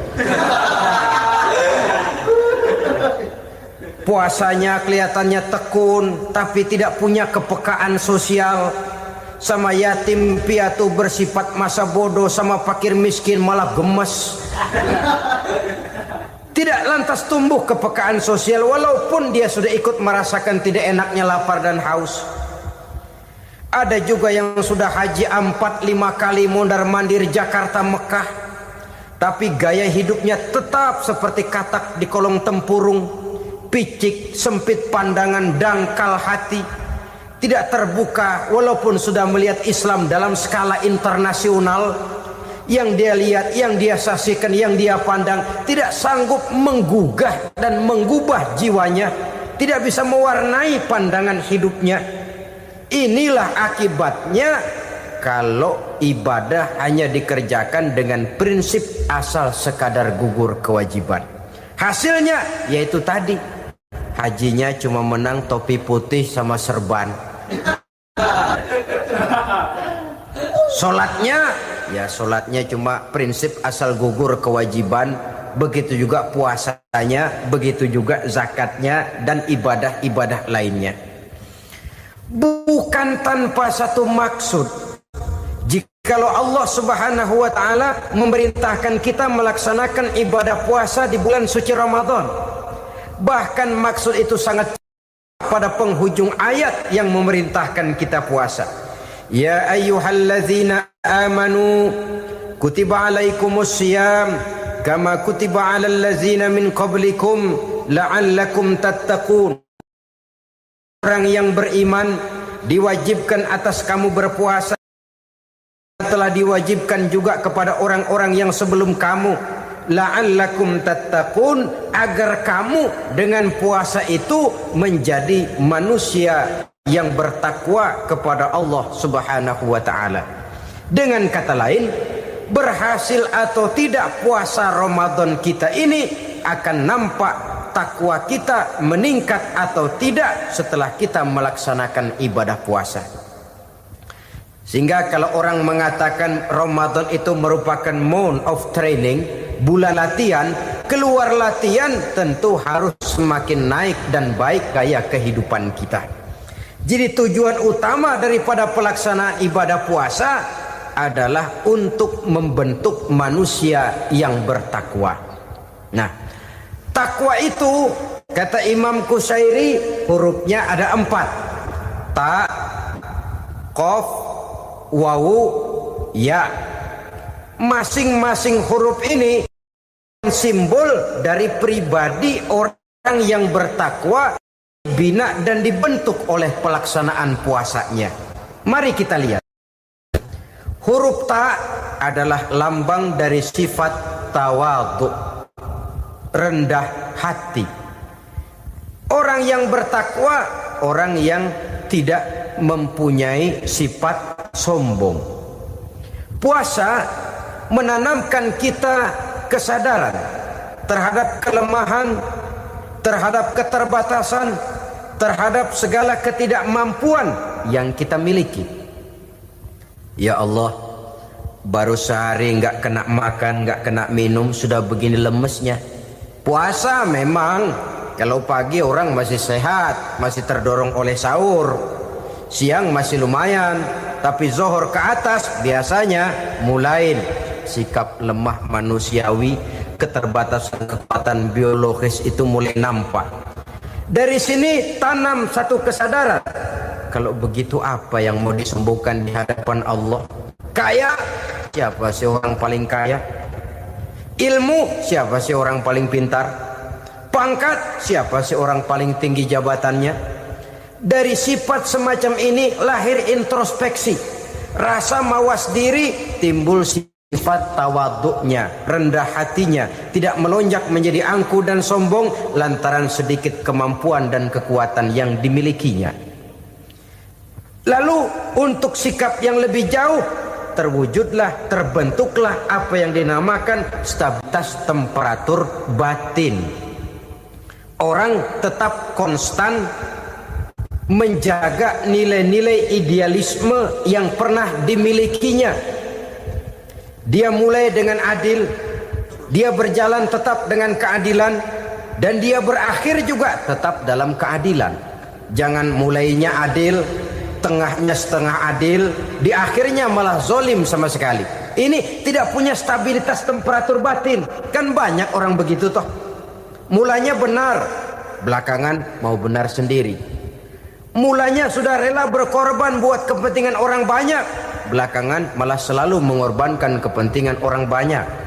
Waktu di bawah rajin baca ayat kursi, dapat kursi lupa ayat. Stabilitas temperatur batin, tertipu oleh perasaan seolah-olah situasi dan kondisi sudah serba memungkinkan, sudah serba menguntungkan. Orang yang dibentuk pribadinya oleh pelaksanaan ibadah puasa, dia sadar apapun keberhasilannya, apapun kedudukannya, apapun nilai kekayaannya, itu cuma sebagian kecil sekali dari apa yang ada pada zat Allah Subhanahu wa ta'ala. Hati tidak takabur, sesuai dengan namanya takabur dari kalimat takabbaro ya takabbaru, membesar-besarkan diri. Orang yang suka membesar-besarkan diri, orang yang tidak yakin bahwa dirinya orang besar, lalu dibesar-besarkan dirinya. Sebenarnya itu sudah satu sikap di mana dia tidak percaya kepada diri sendiri. Dirinya sebenarnya bukan apa-apa, cuma ingin dianggap besar, lalu dibesar-besarkan. Takabur namanya. Puasa sekali lagi melatih kita menanamkan kesadaran akan kelemahan dan keterbatasan kita sebagai makhluk. Itu sikap tawadu. Fir'aun, saudara tahu Fir'aun? Lama-lama dia jadi raja, lupa diri dan lupa daratan, melonjak menjadi angku dan sombong sampai kepada puncak kekurang ajarannya, memproklamirkan dirinya menjadi Tuhan. Hitler juga begitu. Pendeknya, orang manakala tidak ada kesadaran tentang dari mana segalanya berasal dan kemana segalanya akan kembali, dia mudah out of control. Kalau sudah out of control, maka dia akan melakukan perbuatan yang melampaui batas. Itu yang pertama. Jadi orang takwa, orang yang rendah hati, salah satu tujuan daripada pelaksanaan ibadah puasa menanamkan sikap rendah hati. Dari sikap rendah hati ini yang timbul lalu apa? Kepekaan sosial. Kalau saya puasa, saya sudah merasakan bagaimana tidak enaknya lapar. Saya sudah merasakan bagaimana tidak enaknya haus. Tapi bagaimanapun, saya lapar cuma sebentar, saya haus cuma sebentar. Selesai maghrib, lapar saya hilang, haus saya hilang. Bagaimana yatim piatu, orang-orang tua jompo yang perlu santunan, orang-orang miskin yang terkapar di kolong-kolong jembatan, yang tiap hari merasakan perasaan seperti ini tanpa tahu kapan hidup dan nasibnya akan berubah. Tidur beratapkan langit, berselimut koran. Kalau demikian, saya ini beruntung. Kalau demikian, apa yang bisa saya lakukan untuk mereka? Kepekaan sosial ini lalu timbul dalam apa yang orang sekarang namakan solidaritas, kesetiakawanan sosial. Hidup tidak hanya untuk kepentingan diri dan perutnya sendiri saja, tapi mau menolong, mau membantu orang yang memang memerlukan bantuan dan pertolongan itu sendiri. Jangan setelah tahu lapar tidak enak, haus tidak enak, tapi kita tidak mau tenggang rasa, tidak mau timbang rasa. Begini loh tidak enaknya lapar, begini loh tidak enaknya haus. Ini terjadi pada diri saya. Saya masih mampu, masih berbuka puasa. Bagaimana yang tiap hari merasakan seperti ini? Tidak Ramadan, tidak Syawal, tidak Zulqa'dah, tidak Zulhijjah, selalu kelaparan dan kehausan. Dari sana timbul kepekaan sosial. Lalu lahirlah sikap pemurah, dermawan, mau menoleh ke kiri dan ke kanan. Bahkan Al-Quran itu sampai mengancam betul. Ara'aital ladzi yukadzibu bid-din fadzalika allazi yad'ul yatim wa la mendustakan agama. Islam mendustakan Islam. Salat dia tapi mendustakan salat. Puasa dia tapi mendustakan puasa. Siapa mereka itu? Fadzalika allazi yad'ul yatim. Merekalah orang-orang yang meninggalkan anak-anak yatim. Wala yahuddu ala ta'amil miskin, dan tidak pernah memberi pertolongan, tidak memerintahkan memberi makan kepada fakir miskin, walaupun dia berada pada posisi dan kondisi yang memang dia mampu. Nah, kalau dia tidak mampu itu lain soal. Dia mampu, dia tahu dan dia diam saja. Itu termasuk yukadzibu biddin. Orang-orang yang mendustakan agama. Berlindung kita kepada Allah, jangan sampai termasuk ke dalam kelompok itu. Yang kedua, saudara, huruf takwa itu qaf. Qaf adalah lambang dari sifat qanaah. Qanaah artinya merasa cukup. Puasa melatih kita untuk bersikap cukup dalam hidup. Kalau kita perturutkan menjelang saat berbuka, menunggu waktu berbuka, istilah orang di Jawa Barat ngabuburit katanya. Kita menunggu saat berbuka, segalanya saja ingin kita beli, segalanya saja ingin kita minum, semuanya saja ingin kita makan. Sebab nafsu sudah begitu berupa, perut sudah sedemikian lapar, kerongkong sudah sedemikian haus. rasanya semuanya saja ingin kita telan. Tapi tahukah kita bahwa setelah maghrib berbunyi, berapa banyak yang kita makan, berapa banyak yang kita minum? Sesuaikah dengan keinginan kita tadi siang? Tadi siang semuanya ingin kita makan, tadi siang semuanya ingin kita minum. Setelah berbuka, berapa banyak yang kita makan, berapa banyak yang kita minum? Itulah kehidupan. Segalanya ingin kita kuasai, segalanya ingin kita punyai, tapi berapa sih yang benar-benar kita perlukan? Maka orang kaya adalah orang yang hidupnya cukup. Orang miskin hakikat yang selalu merasa kurang. Bagaimanapun besar rumah, banyak uang kita, berpuluh kendaraan kita, kalau hidup selalu merasa kurang, itu artinya kita masih miskin. Maka jikalau ingin menjadi orang kaya, kuncinya hakikatnya cuma satu, hati kita merasa cukup dengan yang diberikan Allah, bersyukur atas segala nikmatnya, dan dengan syukur itu, nikmat itu akan ditambah oleh Allah Subhanahu wa ta'ala. Puasa menimbulkan sifat qanaah, dan qanaah adalah watak daripada orang-orang yang bertakwa kepada Allah Subhanahu wa ta'ala. Persis seperti orang minum air laut, makin diminum makin haus, makin diminum makin kering.